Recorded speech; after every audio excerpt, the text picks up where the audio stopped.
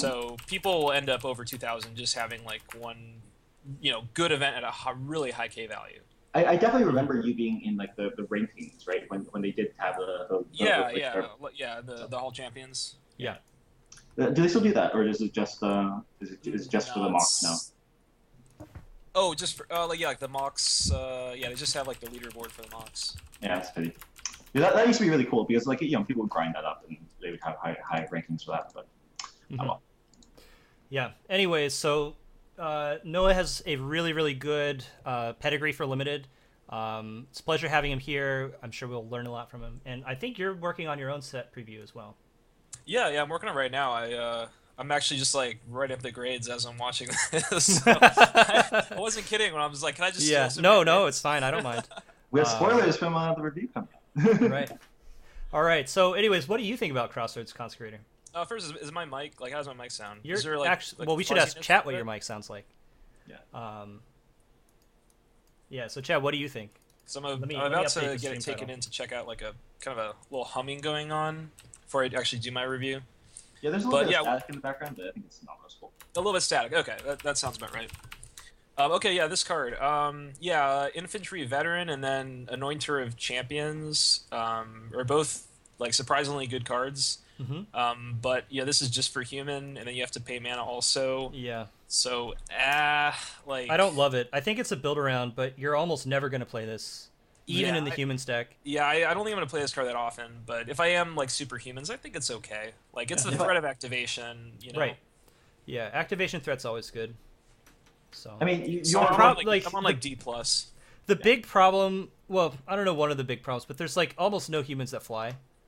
And that was one of the things that made Anointer of Champions really good, is that you could just randomly be attacking with a 2/1 flyer that's suddenly much better than a 10-turn clock. It pings a lot, Right. just like one to face, yeah. Yeah. So, I don't know. I think this is a build around D. And I think you're familiar with the rating system, right? Yeah, I'm using the same one for my review. Gotcha. All right. So, probably not worth it unless you have a shit ton of humans. All right. Let's keep going. Decimator of the Provinces.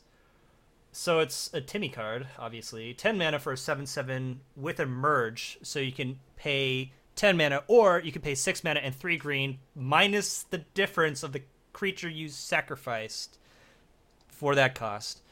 So theoretically, you could play this in a red-white deck, but you're probably not going to do that.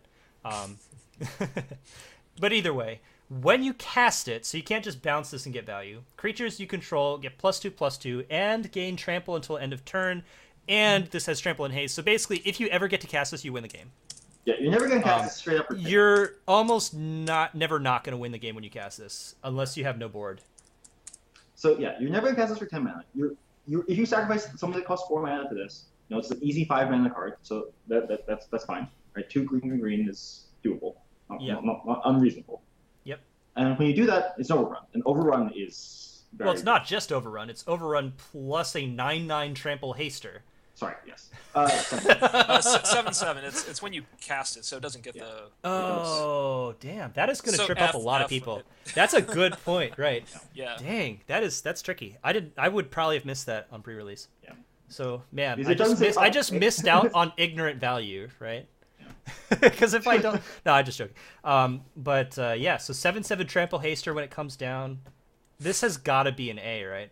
This card, man, I am so excited to stomp. You definitely. This is so good. I'm not excited to play card against this. So good. I mean, it's triple green. I guess that limits it somewhat. And like, how would you rate this compared to Archangel Avacyn? Okay. Similarly, I mean, Avacyn is more consistent because it's just double white. But yeah, Avacyn's easier to cast. You don't have to sacrifice. I mean, I think Avacyn's like better, but she's probably better. But it's like this is in the conversation, and the fact that it's in the conversation means this has to be an A. It starts with okay. This is starting at an A- or an A, and it's like how much, how high does it go? Yeah, I think I have it at A. Might be A-. I have it at A-. I don't know. Whatever. Well, also remember that, like, in the color combos, which this is best in, like green, black, or green, blue, you have lots of good fodder for this. The blue decks have the two guys that when they die, when they die, you either draw a card, or when they come into the battlefield, they bring along a 3/2. Yeah.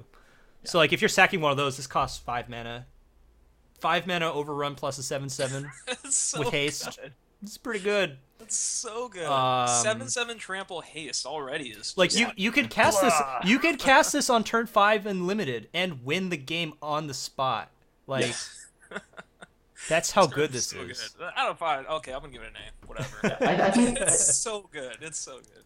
Yeah. Like the fact that it's better than Overrun, and Overrun was insane. Like Marshall would always press it when Overrun was available, and this is just straight better. It is just better than Overrun. You thought that it was because it was only converted mana cost, you would have to pay green. No, yes. Is that true? Yes, you always have to pay triple green. You can't sacrifice a triple green. Interesting. And pay Okay. Then this is a little obviously it's a little worse. Man, the merge is a little tricky, isn't it? This set has a lot of, well, I don't know. Like compared to old sets, it's not complex, but compared to all the newer sets, this is pretty complicated. I agree. There's nothing in Battle for Zendikar that was anywhere near this complex. There's multiple cards I've seen where I'm just literally like not sure how they work in certain circumstances. Right. Yeah. So I mean, I kind of like Overrun that. was always triple green also, and that was always very good. Yeah. Yeah. Overrun is an A. Yep. Yeah. Overrun is an A, and this is better than Overrun. This is better. Always a B. And sometimes you play as an Overrun, and sometimes it's just gonna be a dude, and that's just better. So. Yeah. All right. It probably sounds like I'm just like super high coming into, but I'm just that excited about this card. Yeah. Like of the entire review, like this card just excites me so much. Yeah. It is very good. Yep. All right, let's keep going. Eldritch Evolution. So this is what, natural order? So it's like 1 green for a sorcery as an additional cost sack a creature. Search your library for a creature card with converted mana cost X or less, where X is 2 plus the sack creature's converted mana cost. You get to put that into play, so it cheats it into play, then shuffle your library and exile this. So this is sad because we have a natural order that doesn't fetch the creature we just revealed that we want the natural order for. But wait, what? We can't natural order for the creature we just talked about. You have to sack an 8-drop? You'd have to sack an 8-drop, yeah. So that doesn't quite work. I mean, there are some draws you can There are 8 like there are cases where you do this, yeah. I don't think that's that unrealistic, frankly. It's not there's that some of those blue. There's the blue emerge though. creatures that you can cast on turn 5 or turn 4. This is interesting. This obviously gets better the better the cards in your deck are, and the more sacrifice fodder you have. Like again, this probably belongs in green-blue with most of the other cards like this. Where you have those 2 commons that I pointed out that either when they die they draw you a card, or they've already brought along a 3/2. So I don't think this is a trap per se, like Brodogo is saying, but I do agree that people are going to overdraft this. Mm-hmm. I definitely think this is not like the tutor effect is often like in Cube. Obviously, the tutor effect is great, but in limited, your cards are often going to be very close to the same power level. Mm-hmm. And if they aren't close to the same power level, like you might want this effect because it upgrades a creature. And also, Brodogo, I think when we were talking about cards that were A, we were talking about the last card, not this card. We were talking about Decimator of the Provinces. This card's definitely not in the A range. Yeah, if you have like a very specific insane bomb, like at a certain casting cost, I could see running it. I just don't think it's like like in general, it's a card you're just going to throw. It's generally card disadvantage unless the card you're tutoring for is inherent card advantage. At which point, it's probably worth it. Or if the card you're sacrificing is a card advantage. Like if you have Ulrich the Crown Lord. If you have that guy, you'll play this. If you have, I just want to pull up the names of those cards so people can know what I'm talking about. It is nice that you can fetch a splash card off this, right? So if you're splashing for some bomb, like you don't play that many red sources, but you're splashing the Ulrich, you can get it off the Eldritch Evolution. Right. So this is worth for the people that are still skeptical about this. This is what I'm talking about. Enlightened Maniac, 3 and a blue for a 0/2. That when it enters, you put a 3/2 colorless Eldrazi Horror onto the battlefield. If I have 2 or 3 of these in my deck, I will probably play Eldritch Evolution. Probably. Yeah, I think so. Yeah. Because, I mean, at that point, it's pretty reasonable, pretty likely that you'll have something just around to sacrifice and get a 6-drop. Like, if you're paying 3 mana to tutor a 6-drop from your library, you've suddenly broken Magic, right? Like, that's really good. But this is definitely more niche, and I think it's more of a build-around. So Yeah, I do think like the a act- C minus. yeah, since I'm doing a lot of build around ratings, I'm probably gonna give this like a build around B. Like if you have the cards for it, it's really good, but it requires a lot to be good. Mhm. All right. Definitely, if you have a couple of these, you can try to do something. Does this get better in multiples? You can try to get clever with it. So Yeah, you mean yes. discard cards to you can play do it. like more splash cards and just like get like some really ridiculous 6 or 7. Ooh, so there's a question. If you have an Avacyn in your sealed pool and an Eldritch Evolution and no other playable white cards, do you play this? Just one other evolution. Oh gosh, I had 3 of them. I would have to feel like insecure with my sealed pool to begin with to like want to do something like that. I don't think that's just like, oh, of course you do that. Like, my deck would need to have some problems that I need to like overcome by getting lucky. That is the dream scenario that I might do just to post about it on Reddit. All right. Social media. It's less a terrible birthing pod and more of a terrible natural order. Anyways, Emrakul's Evangel, 2 and a green for a creature. It's a human horror, both which are relevant in a rare. And it's a 3/2, so already playable but not absurd. But then you could sacrifice it and any number of other non-Eldrazi creatures and put 3/2 colorless Eldrazi horror creatures onto the battlefield for each creature you sacrifice. So my gut reaction when I see this is that this is insurance against removal in a way. Yes. Because if your opponent's like trying to deal 2 to something, then you can just sack it and get a couple 3/2s in the deal. It's a little weird because if you were using it as insurance for against removal, you really want it to be something that you leave back to block with, and then you can activate. Whereas you're probably going to be swinging in with 3/2 most of the time. This also gets absurd with Bloodbriar. Yes. Like if you have Bloodbriar, oh my god, this is suddenly much better. Because let's suppose you have this 2 other creatures in a Bloodbriar. Suddenly, assuming the other creatures are like mediocre and you don't mind sacrificing them, suddenly the Bloodbriar is a 6/7, right? Or no, 5/6. It's a 5/6 and you have 3 2/2s. That's pretty good.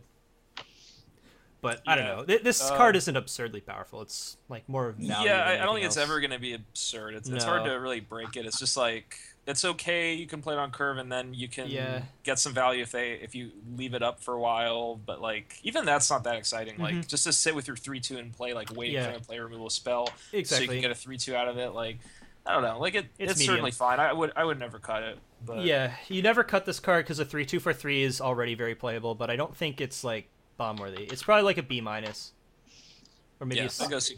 Yeah, C+, B-, somewhere in that range. I think I'm gonna call it a B- just because this card seems hilarious and I like it. I think that the ability is going to come up way less often than it looks like. The other combo with this though is if you have a lot of 1/1s. Mm-hmm. Yeah, there's that like 4/4 that makes 2 insects when you merge it. Yeah, though that costs like 8 mana unless you're right. Yeah, it costs 6 if you're emerging or something like that. But yeah, it's like even those combos, I'm not like it's not like broken or anything. It's just kind of it's like good. Yeah, it's fine. It has a lot of good synergies, but nothing absurdly powerful. I think. Yeah, like I think a lot of times the biggest upside will be I can attack and then give my guys vigilance basically. And it's a human. Well, at least for a little bit. All right. Emrakul's Influence, 2 green for an enchantment. Whenever you cast an Eldrazi creature with converted mana, no. It doesn't matter what else this says. F. Let's say F-. How many cards did you need to draw to play this card? Because I think there is a number. Because there are like a decent number of Eldrazi's that cost 7. Okay. Right?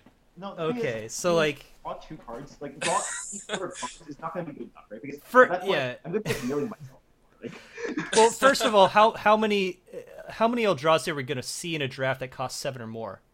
That you're casting and not flipping. Okay, F, next card. Like, I don't know, maybe you have the Dream Sealed pool and you have like 4 or 5. Like, if you have 4 or 5 Eldrazi that cost 7 or more, is this worth it? Still no, because it's still not worth it. Like, and at that point, you have a shit ton of really expensive Eldrazi, and it's not if this card doesn't do anything. If you said whenever you cast an Eldrazi card with converted mana cost 7 or greater, you win the game on this card, I still don't think it would be good. This is like a plant for EDH or something. Like I don't even Let's get on with the review. We got plenty of cards.